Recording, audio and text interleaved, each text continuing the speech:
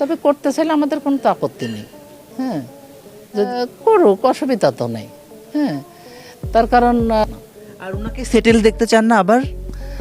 Settle তো আমি মানে সাংসারিক জীবনের কথা, এমনি তো বাস্তব জীবনে উনি সেটেল।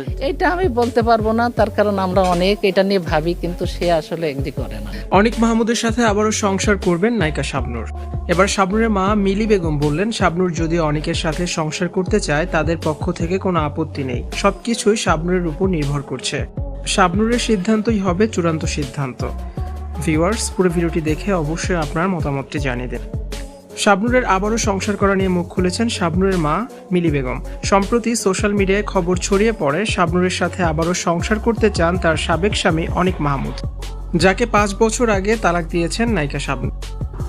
ইতিমধ্যে শাবনূরের কাছে ভুল স্বীকার করেছেন, আগের যে ভুল তিনি করেছেন তার আর পুনরাবৃত্তি করবেন না। শাবনূরের কাছে তিনি আরেকটা সুযোগ চান। কয়েকদিন ধরে এমন গুঞ্জন ভেসে বেড়াচ্ছে নেট মাধ্যমে। এবার সেই গুঞ্জনে ঘি ঢেলে দিয়েছেন শাবনূরের মা মিলি বেগম। ইন্টারভিউতে শাবনূরের মা বলেন, শাবনূরকে আবারও সংসারী হতে সবসময় তারা অনুরোধ করছেন। শাবনূর নিজ থেকেই চায় না আর সংসার করতে, বিয়ে করলে আবার ঝামেলা পোহাতে হবে।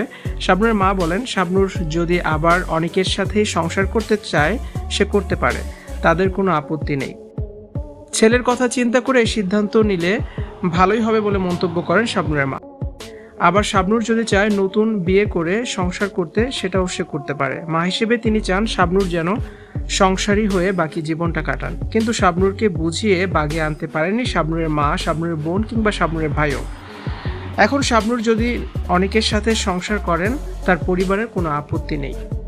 ভিউয়ার্স, এই বিষয়টি নিয়ে আপনাদের কি মতামত জানে অবশ্যই কমেন্টস করুন, আর ভিডিওটি শেয়ার করার অনুরোধ রইল। নিয়মিত ভিডিও দেখতে অবশ্যই আমাদের সাথে যুক্ত থাকুন।